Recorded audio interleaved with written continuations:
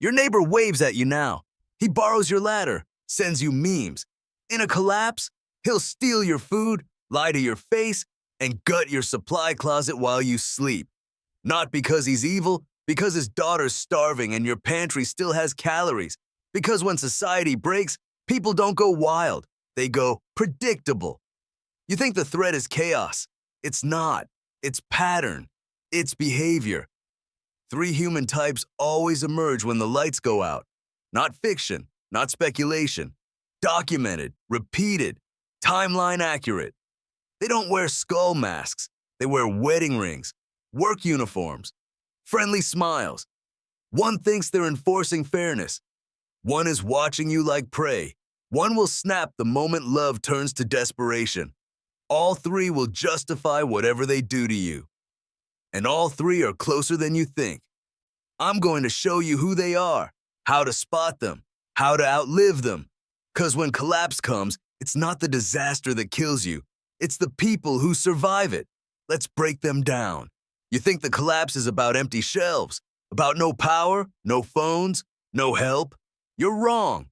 The collapse starts the second people realize there are no consequences. And when that moment hits, people don't become desperate. They become predictable. No law, no surveillance, no fallback. Just a cracked open zoo where every cage is broken and every animal remembers who it used to be, including you. You're expecting smoke, explosions, panic. What you should be expecting is a knock at the door from someone who says they just want to talk.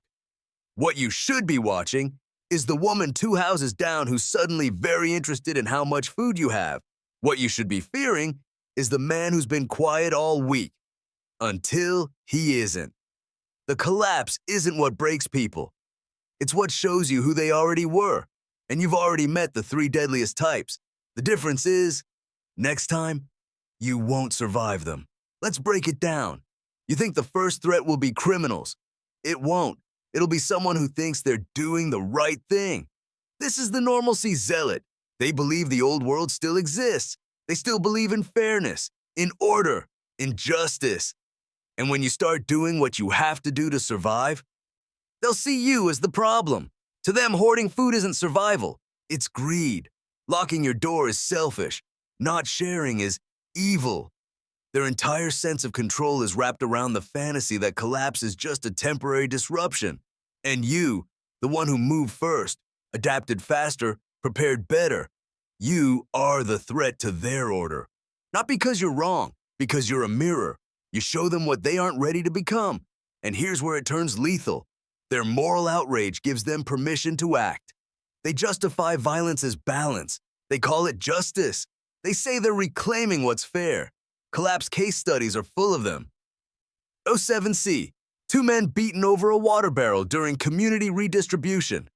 14X, a food stockpile raided by neighbors calling themselves the Ration Committee. Every time, no criminals, just concerned citizens. How do you spot them? They moralize. They obsess over fairness.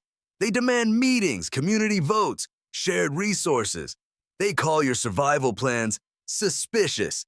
They look like friends until they're not, and they won't think they're robbing you. They'll think they're correcting you. This one you should have seen coming, but you didn't. 'Cause real predators don't look like raiders. They look like silence, stillness, politeness. They're the ones who ask 2 questions too many. The ones who never panic because they've already decided what they're going to do to you. This is the Opportunistic Predator. Collapse is their playground. They've waited for this because now there's no law, just leverage. They don't loot stores. They watch the ones who do. They don't attack you at the gate. They wait until your routine exposes a crack, until your back is turned, until you let someone inside who shouldn't be. This is the person who disappears during the day and shows up when the noise starts. Who knows how to read body language better than you know how to fake calm? They don't want what you offer.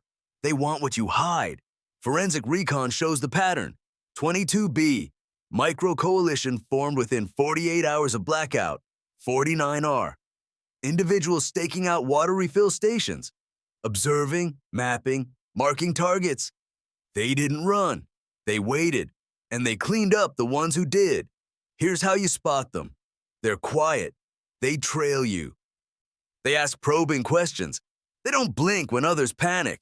They give you just enough of a backstory to sound real, but not enough to check. And they don't want your trust. They want your misstep. This one hits different because they don't want to hurt you, but they will. The desperate parent isn't a villain. They're biology. When survival is just about you, you make choices. But when it's about your child, your sister, your sick mother, you stop making choices. You just react. This is cortisol overload, tunnel vision, neurochemical override. The desperate parent doesn't process risk. They charge a fortified house over a bottle of medicine. They walk into gunfire for Pedialyte. They snap from plea to knife in 3 seconds flat, and they won't remember doing it. Collapse case 31F. A neighbor broke into a garage and was shot by the owner. She had infant formula in her bag. 56A. A father took a crowbar to a door for antibiotics. The resident gave him the meds. He attacked anyway. 78L. 3 families fought over a generator. 2 children died. No one remembers who started it because love rewires the brain. And that wiring doesn't care about morality. How do you spot it? Frantic scanning, talking too fast, eyes that don't focus, obsession with food, with warmth, with medicine, sudden shifts, fear to rage to sobbing to silence. They don't know what they're doing, and that's what makes them lethal. They're not choosing violence. Their biology is choosing it for them. Forget what they say. Watch what they repeat. The Normalcy Zealot? They keep talking about fairness. They ask about your supplies just out of curiosity. They push for rules, votes, sharing. And when you don't engage, they escalate. The Opportunistic Predator? They never talk first. They test your boundaries. They hang back but always in sight. They know your routine better than you do. The desperate parent? They mention just needing a little. They repeat, it's for my kid. They get too close, too fast. And their emotional state shifts like a strobe light. The signal is always there. You just have to read it, because threats don't start with weapons. They start with patterns, and people announce their danger long before they act on it. If you know what survival looks like, normalcy. Zealot. Starve their justification. Never show abundance. Never talk about resources. Keep your presence neutral. Avoid community debates. Stay invisible to moral outrage. Why it works? Their violence needs moral fuel. No fuel, no fire. Opportunistic predator. Deny their data. Break patterns. Rotate sleep spots. Use misdirection. Block sightlines. Silence everything. Avoid routines. Why it works? They rely on predictability. Uncertainty kills their strategy. Desperate parent. Never be the closest solution. Keep distance. Never show supplies. Don't negotiate face-to-face. Avoid triggering cues. Stay calm, but firm. Why it works? They're not reasoning. They're reacting. You don't de-escalate instinct. You avoid being its target. You don't win against people. You survive them. Now here's the part you're not ready for. Under pressure, you become all 3. You become the zealot, justifying ugly things with noble words. You become the predator, scanning, calculating, baiting. You become the desperate parent, acting without thinking, destroying without meaning to. Collapse doesn't create monsters. It just strips away your reasons for pretending you're not one. The deadliest person in a collapse isn't your neighbor. It's the version of you that hunger, fear, and pressure are sharpening right now. You can survive them, but can you survive yourself?